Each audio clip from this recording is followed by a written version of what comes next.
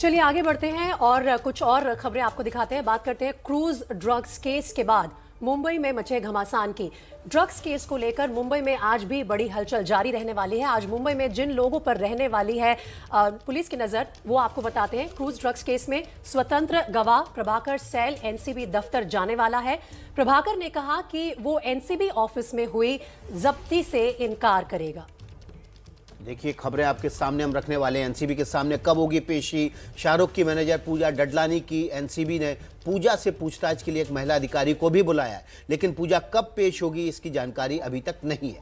वहीं ABP news पर Aryan case में वसूली का खुलासा करने वाले ऑपरेशन व्हाट्सएप का भी असर हो रहा है। विजिलेंस टीम किरण गोस्वामी से पूछताछ करने पुणे की यरवदा जेल जा सकती है। ये भी एक बड़ी खबर है, इस पर नजर एबीपी न्यूज की रहेगी। और साथ ही नवाब मलिक की तरफ से फडणवीस पर लगाए अंडरवर्ल्ड कनेक्शन और जाली नोटों के नेक्सस पर बीजेपी हाजी अराफात शेख पलटवार करेंगे। जी हां, उन्होंने ही इस बात के बारे में जिक्र किया था। तो देखिए, लगातार इन 4 बड़ी खबरों पर हमारी नजर रहने वाली है और इनसे जुड़े अपडेट आपके सामने हम बारी बारी से रखते रहेंगे। चलिए बात कर लेते हैं क्रूज ड्रग्स केस की। और क्रूज ड्रग्स केस में एबीपी न्यूज के ऑपरेशन व्हाट्सएप का बड़ा असर होता नजर आ रहा है। ऑपरेशन व्हाट्सएप में हमने कल खुलासा किया था कि कैसे आर्यन केस में वसूली का खेल खेला गया। अब पुलिस इस खुलासे के बाद एक्शन में नजर आ रही है।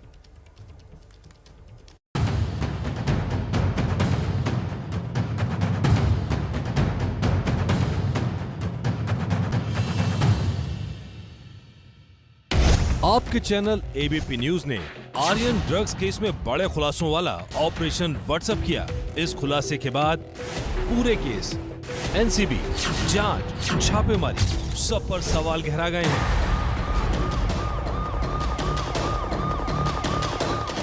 अब सवाल ये उठ रहे हैं, क्या शाहरुख खान से वसूली के लिए आर्यन को निशाना बनाया गया? क्या आर्यन आरोपी नहीं बल्कि पीड़ित हैं? पूरे ड्रग्स केस में गड़बड़ झाले के आरोपों के दूसरे हैं किरण गोसावी और प्रभाकर सैल। गोसावी के तार आर्यन खान की गिरफ्तारी से जुड़े हैं, क्रूज पर एनसीबी की छापेमारी से जुड़े हैं, शाहरुख की मैनेजर पूजा डडलानी से 50 लाख रुपए लेने से जुड़े हैं और प्रभाकर सैल के तार गोसावी से जुड़े हैं। वो गोसावी का बॉडीगार्ड है। क्रूज पर रेड से लेकर एनसीबी दफ्तर तक हुए हर कार्रवाई का चश्मदीद है। तीसरा किरदार है एनसीबी कर्मचारी समीर सालेकर।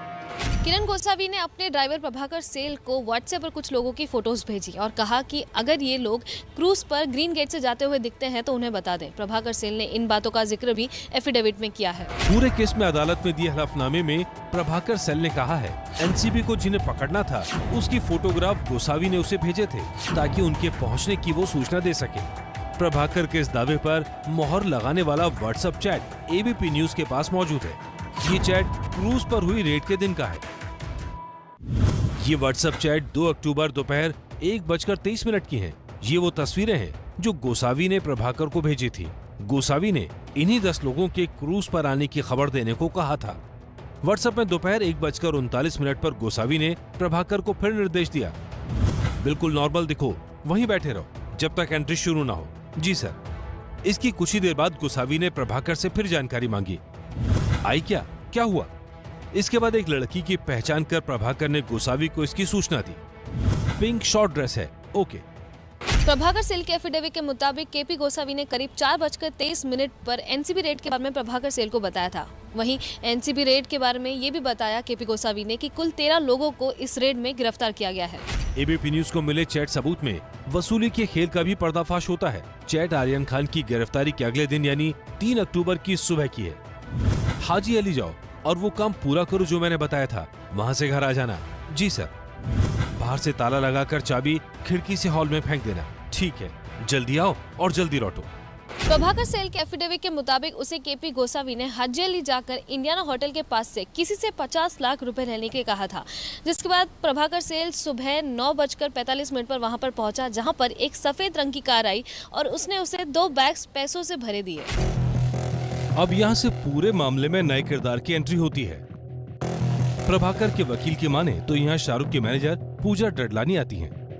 पूजा ददलानी क्या वहां पर थी? क्या उनके जरिए पैसे देने की कोशिश की गई और क्या ये पूरा लिंक समीर वानखेड़े तक पहुंच रहा है? जी बिल्कुल ज़रूर है, क्योंकि इसमें पूजा ददलानी थी।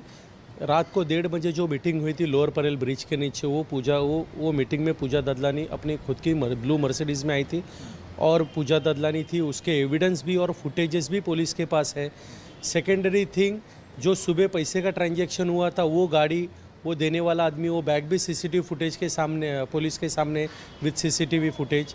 तो ये पूरा एविडेंस ऑलरेडी पुलिस के सामने है। मैं ये सोच रहा हूँ कि इतना टाइम पुलिस टाइम क्यों वेस्ट कर रहे हैं, अभी तक कोई ऑफेंस रजिस्टर क्यों नहीं कर रही। आर्यन ड्रग्स केस में एनसीबी के खिलाफ लगातार आरोपों की बौछार करने वाले महाराष्ट्र सरकार के मंत्री नवाब मलिक भी एबीपी न्यूज के ऑपरेशन व्हाट्सएप के बाद फिर हमलावर हो गए।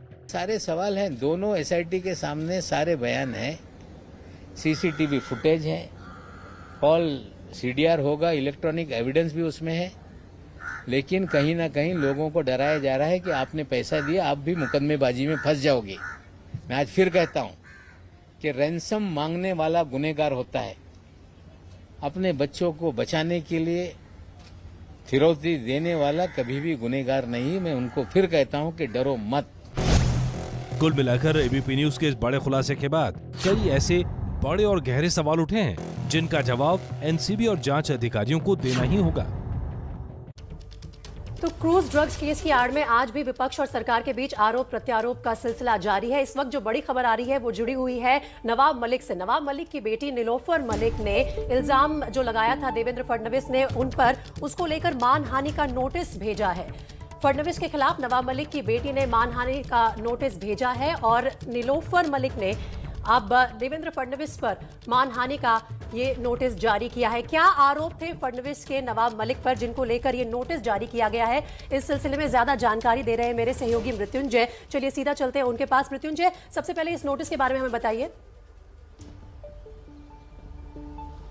जी बिल्कुल, देखिए नवाब मलिक की बेटी है निलोफर, जो कि समीर खान की पत्नी है, जो कि ड्रग्स केस में आरोपी हैं।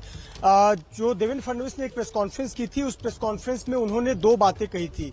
एक बात तो ये कही थी कि नवाब मलिक का दामाद ही ड्रग्स केस में आरोपी है, और जो दूसरा वाक्य उन्होंने कथन कहा था वो कहा था कि जिनके घर में ही ड्रग्स मिला हो वो एनसीपी पार्टी क्या करेगी, या वो पार्टी में ऐसे लोग शामिल हैं। तो जो वाक्य उन्होंने इस्तेमाल किया कि उनके घर में ड्रग्स मिला, इसको लेकर नवाब मलिक परिवार ने या निलोफर ने आपत्ति जताई है और इसको लेकर एक लीगल नोटिस देवेंद्र फडणवीस को उनके सरकारी निवास पर भेजा है। और पहले उसमें यह कहा है कि या तो वो माफी मांगे या तो ये सबूतों के साथ बताएं कि क्या मेरे घर में ड्रग्स मिला है, या उस पर फिर कानूनी कार्रवाई की जाएगी, लीगल एक्शन लिया जाएगा।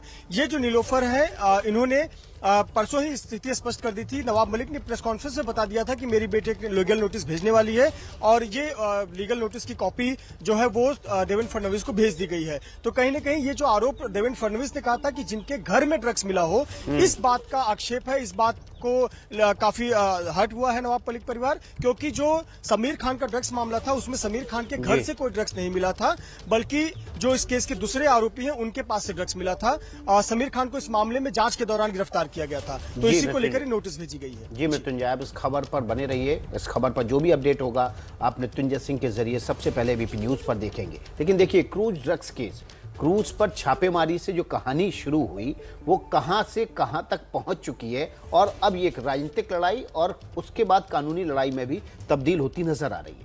लेकिन इसके शुरुआती पहलू पर जाते हैं। जब आर्यन को गिरफ्तार किया गया, उसमें जो पंचनामा बना उसमें प्रभाकर सेल भी शामिल था। प्रभाकर सेल को आज एनसीबी के सामने आकर अपने बयान दर्ज कराने हैं। हमारे साथ हमारे सहयोगी सूरज ओझा एनसीबी दफ्तर से हैं।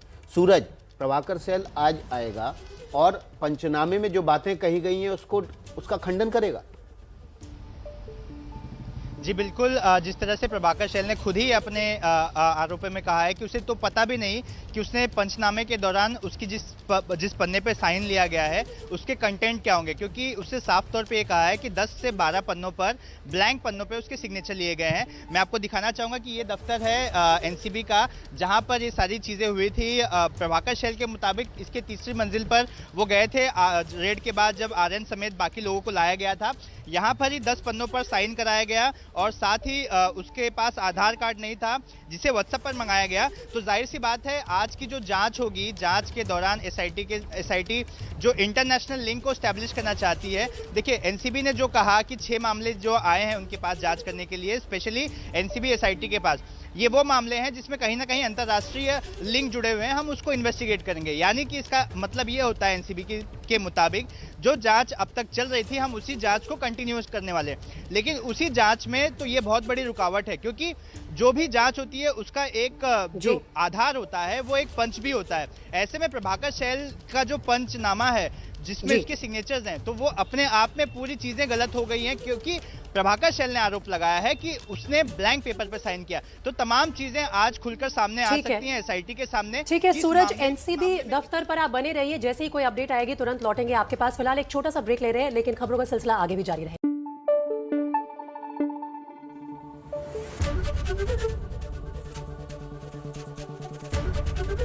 एबीपी न्यूज आपको रखे आगे।